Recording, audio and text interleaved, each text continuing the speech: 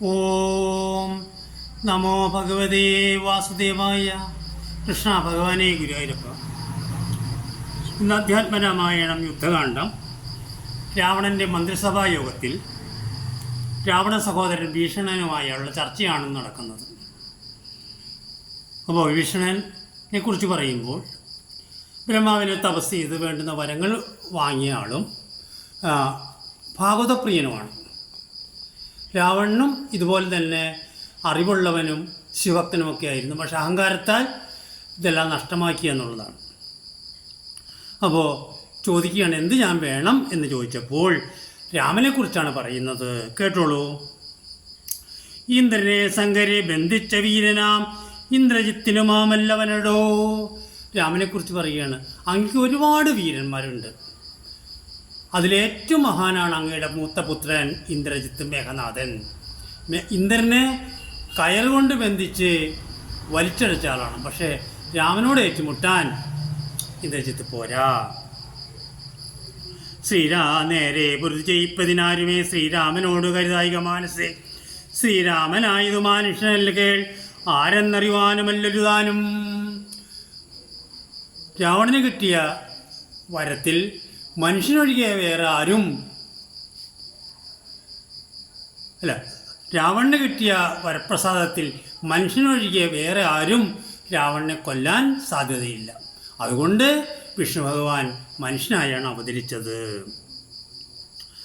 ദേവേന്ദ്രനുമല്ല, വന്യമല്ലവൻ, വൈവസ്വതനം, നിരുതിയുമല്ല കേൾ, പാശിയുമല്ല, തികൽപ്രാണനല്ല, വിത്തേശനം ഈശാനനുമല്ല, വേദാവുമല്ല, ഭുജങ്കാധിപനും, ഇന്ദ്രാതിരുദ്ര വസുക്കളുമല്ലവൻ, സാക്ഷാൽ മഹാവിഷ്ണു നാരായണൻ പരൻ.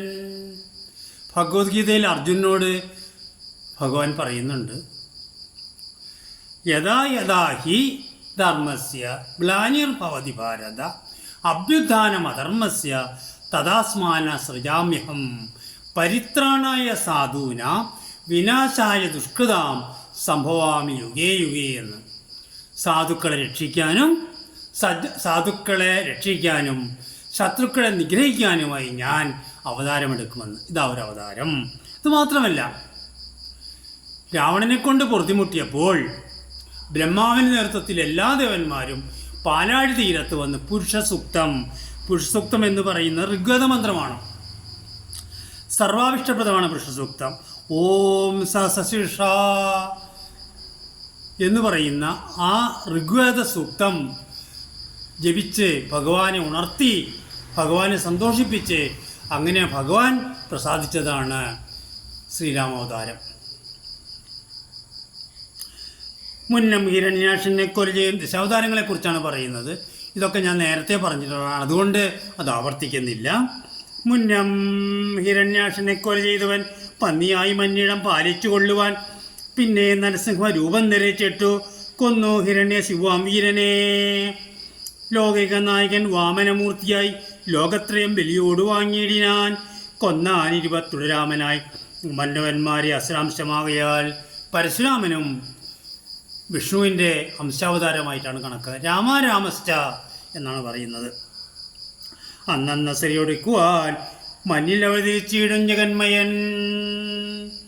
ഇന്നു ദശരഥപുത്രനായി വന്നിതു നിന്നെ ഒടുക്കുവാനെന്നറിഞ്ഞിടു നീ. സത്യസങ്കല്പനാം ഈശ്വരൻ തന്മതം മിഥ്യയായി വന്നുകൂടാ എന്ന് നിർണയം എങ്കലെന്ന് പറയുന്നതെന്നൊരു ശങ്കയുണ്ടായി ചൊല്ലിയിടുവൻ. സൈവിപ്പർക്ക് അവയെ കൊടുത്തൊരു ദേവനവൻ കരുണാകരൻ കേവലൻ. സീതാദേവിയുടെ തുട കുത്തിപ്പൊളിച്ച് ആ ജയന്തന് പോലും കാലടികൾ അഭയം പ്രാപിച്ചപ്പോൾ അഭയം കൊടുത്തവനാണ് ശ്രീരാമചന്ദ്ര പ്രഭു. പറയുന്നത് ചുരുക്കമാണ്, ദേവിയെ കെട്ടുന്ന അനുചിതമാണ്. അതുകൊണ്ട് ദേവിയെ കൊണ്ടുചെന്ന് ആ കാലടികൾ സമർപ്പിച്ച് മാപ്പപേക്ഷിച്ചാൽ ശ്രീരാമചന്ദ്ര പ്രഭു അഭയം നൽകും. കാരണമെന്താണ്? ഭക്തിയോടും തന്തിരൊടിപദം നിത്യമായി സേവിച്ചു കൊൽക്കമടിയാതെ മൈഥിലി ദേവിയെ കൊണ്ടുകൊടുത്തൽ പാദാംബുജത്തിൽ നമസ്കരിച്ചിടുക. പക്ഷേ വിഭീഷണന്റെ സംഭാഷണം രാവണനൊട്ടും രസിച്ചില്ല. അത് ചെവിക്ക് അമൃതമായ ക്യാപ്സ്യൂളൊന്നല്ലല്ലോ ഭീഷണൻ പറഞ്ഞത്. അപ്പോൾ അത് ബാക്കി നാളെ കേൾക്കാം. ഓ നമോ ഭഗവതേ വാസുദേവായ. കൃഷ്ണ ഭഗവാനെ